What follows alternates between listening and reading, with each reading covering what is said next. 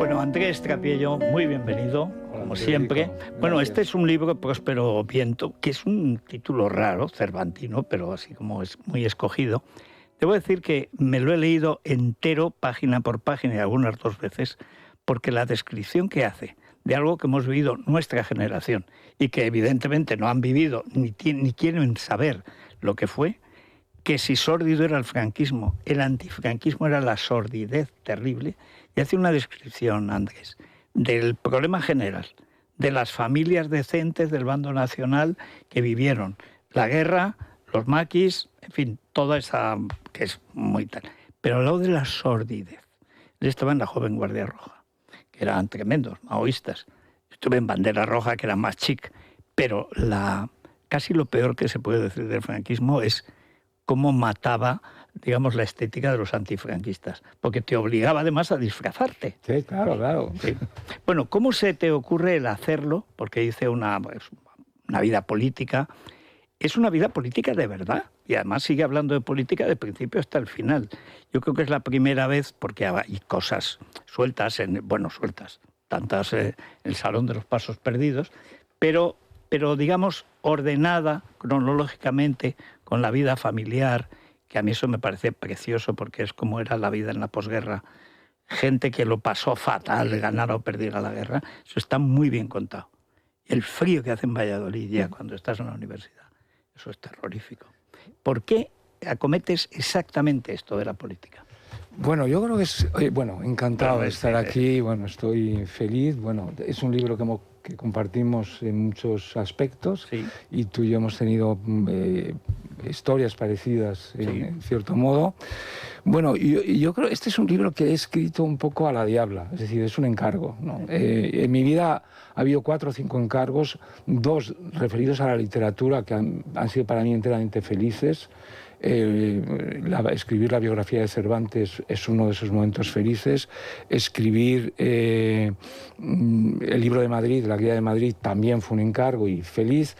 Pero hay 2 libros políticos que me trajeron a mal traer. Uno fue Las armas y las letras. Que cuentas muy bien las distintas trayectorias. Además ahí nos encontramos sin saberlo. Sin saberlo. Sí, hay un cambio de Rafael Borrás, sí, que ese sí se portó mal contigo. Bueno, no, es que la vida va así. Sí. Es que la vida va así. Pero y además se puede decir, convocan el premio Espejo de España. Le había encargado Rafael Borrás a Andrés que hiciera lo que él creía que iba a ser exactamente otra cosa, no lo que tú dices. Eso es. Se enfada porque no le gusta, era de estos pueblos barceloneses muy atildados y muy tal. Y en medio resulta que aterriza Imelda Navajo en Planeta, en Barcelona. Y yo tenía una deuda con mi madre que quería que hiciera el final de Azaña, porque mi abuelo materno era de izquierda republicana. Y entonces estaba mi madre ya mal de salud, y entonces hago la última salida de Manuel Azaña. Y se muere antes de que me den el premio. Y este señor le había prometido el otro, que como ya no está en Planeta tampoco se lo da, y encima no le paga. Sí. Vamos, no le paga lo que tenía que pagar. Sí, pero luego la vida, sí, es decir, es increíble, porque Imelda Navajo, que es la editora que lleva a Federico entre medias, y Rafael Borrás, que me llevaba a mí como premiado, pues Rafael Borrás se cae también el premiable que era yo, y Federico sube al premio. Bueno, Imelda Navajo es precisamente la que me encarga este libro, sí. Con lo cual... Bueno, y nada más llegar, tengo que defender tu libro, porque lo ataca Jaime Siles, sí. Eso lo cuentas. Yo no recordaba la pelea, pero fue salvaje. Salvaje, sí. Y además al final Anson tuvo que salir a rescatarlo, que te dijo a ti que es que lo estaba machacando. Sí. Bueno, pues que no se hubiera metido, criticar a Andrés. O sea, bueno, el caso es que se publican los libros, se publica el de Federico. A mí cuando me entero que es el de Federico, lo primero que dije, será un buen libro. Me dijeron, ¿quieres ir de finalista con él? Y dije, va, ni se te ocurra. O sea, Federico brilla solo, yo me quedo aparte. Era una época en que yo escupía y se vendía el papel, o sea. Pero es verdad que son libros, los libros históricos, como responden a un momento de valoración rara, duran lo que duran. Pero, debo decir que se vendió muy bien, lo presentó Aznar con Barrio Nuevo, tal y cual, pero se había muerto mi madre, para mí es un libro maldito. No lo he vuelto ni a leer. O sea, en cambio, Las armas y las letras sí, en la última edición, mucho más completa, hace una referencia que me parece también generosa y que está muy bien. Es que Juan Manuel Bonet hace paralelamente el libro de las vanguardias, el diccionario. Fueron dos libros que nacieron a la par, porque Juan Manuel, además, como lleva en su cabeza Google completo y la Wikipedia completa, me sirvió de muchísima ayuda, ¿no? Y se escribieron muy rápido los dos. O sea, Juan Manuel llevaba en la cabeza su diccionario, yo llevaba en la cabeza Las armas y las letras.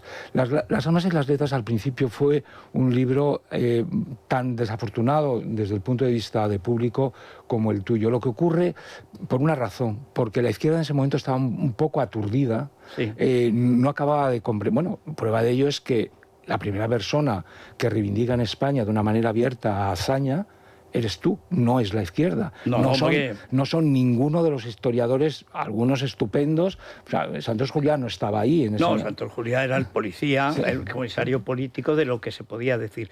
Pero tú citas ahí algo, yo le dedico la antología de Azaña, las dos, de discursos y de ensayos, la dedico a doña Lola Rivas, sheriff, porque la viuda de Azaña, porque recibió a los reyes de España, y eso era la reconciliación. Eso es, sí. Y esa generación, la de Andrés, la mía, yo le publico primero en Diván. Él me edita el primer libro de poesía en Trieste. O sea, estábamos en eso. Era recuperar toda España. Toda España, la que se había quedado un poco trasconejada, la que no se había leído, la que ya se creía que no había que leer, y todo eso, pues, a los fascistas, asquerosos. Claro, y eso digamos, se rehace. Entonces, este libro es un encargo. Decía que había dos encargos literarios que me fueron muy bien y dos encargos literarios que me ha costado mucho más. Las armas y las letras, realmente, aunque lo escribí en muy poco tiempo, la primera edición la escribí en 3 meses, luego las reediciones me han costado muchísimo más, y es un libro, digamos, que crece y que sí es cierto que ha ordenado un poco más eso que llaman ahora el tablero político y literario. Es decir, habíamos... todo el mundo estaba...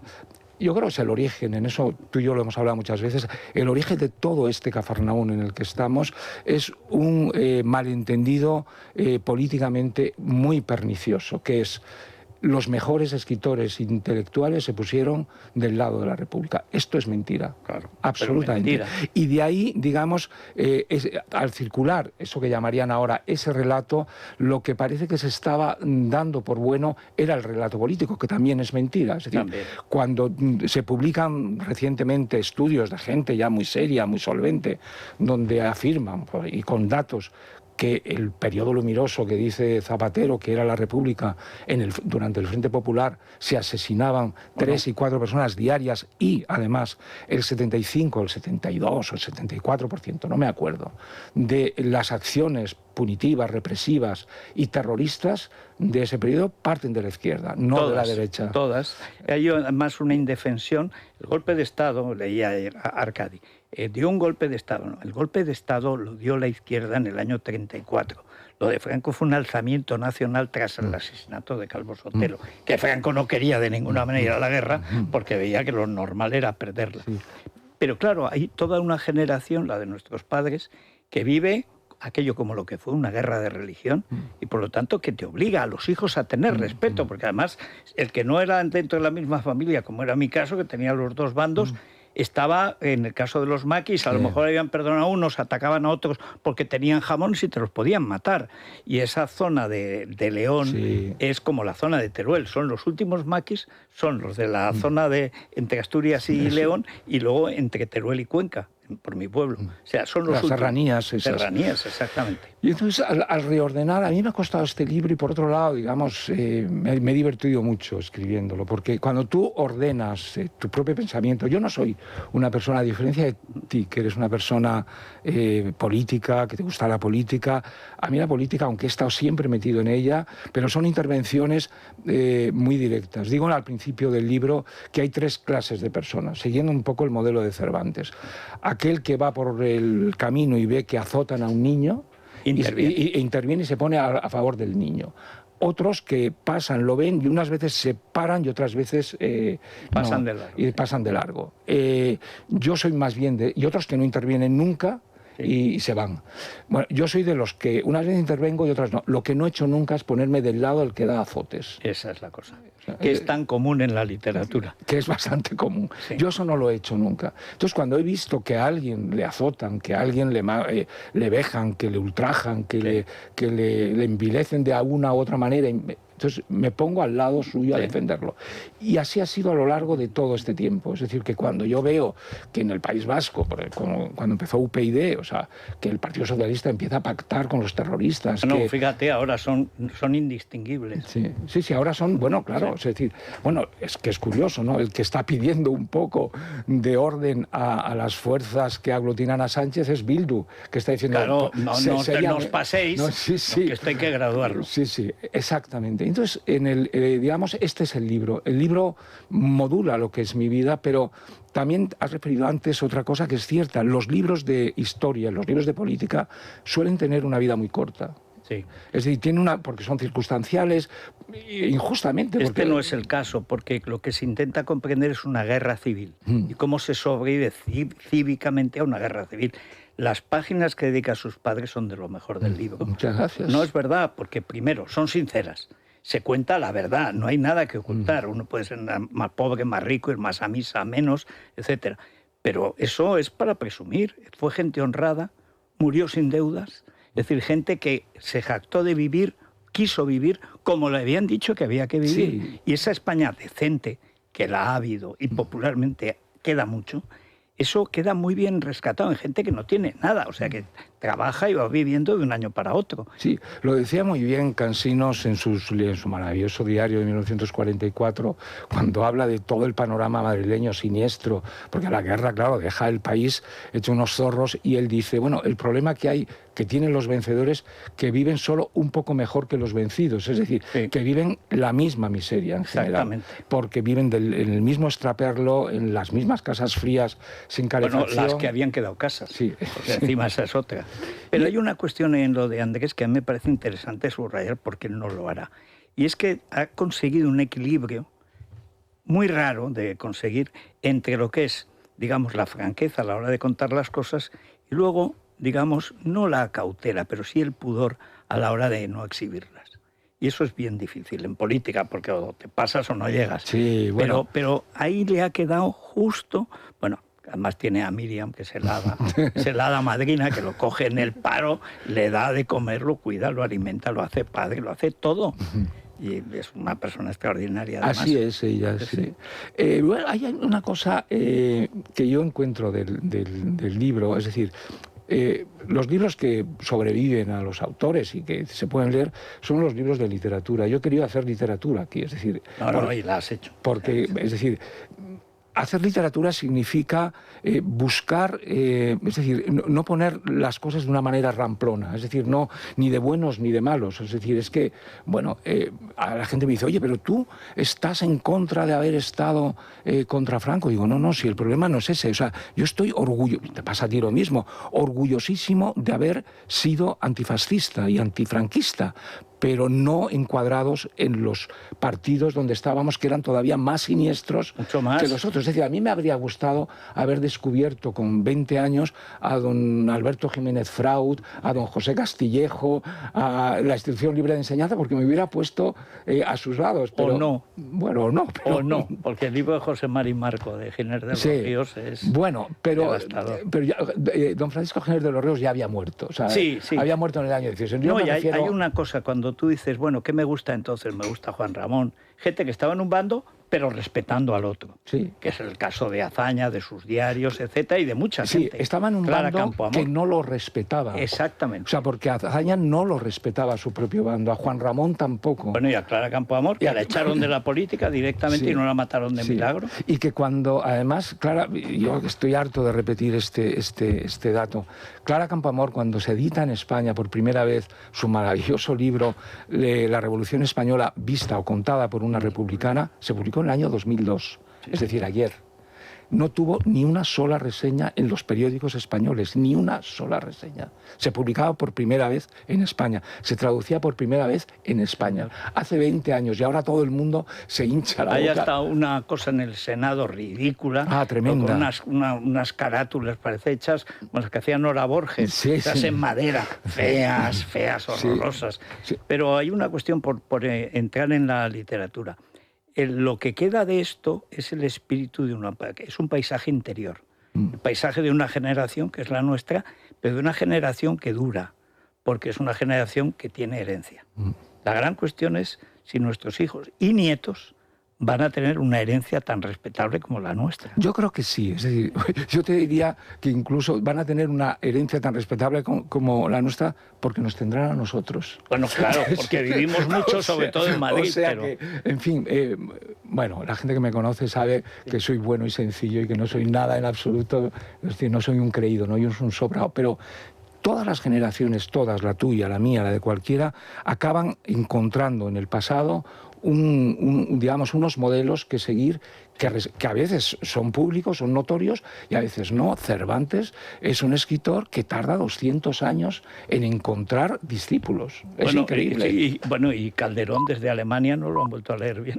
Bueno, y yo que estoy estos días leyendo a Moratín, la correspondencia, y digo, Dios mío, tengo 72 años y la he leído mal toda la vida, y es un monumento de la lengua castellana, es un monumento del liberalismo español avant la lettre, es un monumento de un hombre que goza la vida, que sabe entenderla y que se pasa media vida exiliado por unos y porque es afrancesado, sí. pero también los patriotas también son le dan. Exaltados, también le dan.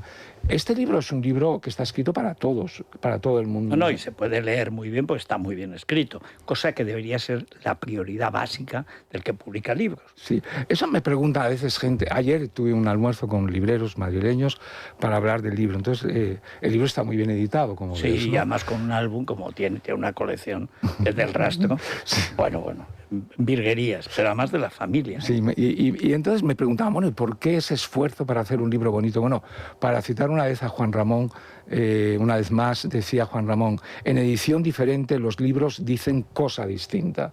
Y es muy importante que el libro sea bonito, porque no es lo mismo que le des un farrio de estos que le echa para atrás. Y lo primero que tienes que hacer es seducirle por los ojos. Bueno, pues como nos pasa a todo el mundo. Claro. ¿Por qué nos arreglamos? ¿Por qué una chica se pone guapa? ¿Por qué nosotros...? Y hay que empezar por ducharse todos los días. Lavarse es importante. Eso es esencial. Y esto, el libro, digamos, está aseado en ese sentido. Está muy bien. Y todos los episodios que cuentan, tanto de la Guerra Civil, como los de Valladolid, que son bastante siniestros, como los primeros de Madrid. Y luego la figura de Ramón Gaya, la verdad y la mentira de la movida, los trucos de los famosos para seguir siendo famosos, adaptándose a una posición a la contraria, digamos la picaresca del periodismo, que es de Aquí te espero. En fin, es que hay mucho material. Sí, nosotros además, como estamos en un gremio que vivimos del público y por tanto del saludo, pues es muy difícil saludar sin parecer servil. Sí. Porque son grados, ¿no? Es decir, hasta dónde doblas el espinazo, para que no parezcas grosero, pero para que parezcas un servilón de estos que estás deseando. Es más fácil en Madrid, porque la gente es simpática por naturaleza. Sí. Pero los que venimos de la España profunda no es fácil. No, y por eso somos tan secos a veces. Sí. Pero yo prefiero pecar de sequedad a pecar de excesiva promiscuidad y de excesiva obsequiosidad, ¿no? El hombre obsequioso no me gusta mucho. Y el libro, pues es eso. Al final termina yo he echado dos mítines y medio. Un medio en Cáceres ante 3 personas, que tenía a la cúpula del PP a 100 metros y no vino para defender, digamos, y proclamar el pregón de Libres e Iguales, el primero fundacional. Está la foto de todo lo que... Oye, menudo politburó, ¿eh? Sí. Bueno. Simpática esa foto. Bueno, buenísimo. Sí, simpática, sí. Con Cayetana al frente. Bueno, se cuenta el episodio de Cayetana y de Arcadi, cómo me llevan. Y yo salí de esa reunión para fundar Libres e Iguales y pensé en mi fuero interno, Dios mío, qué necesitados están si tienen que recurrir a alguien como yo. Bueno, pero era el caso general, ¿eh? Sí, sí.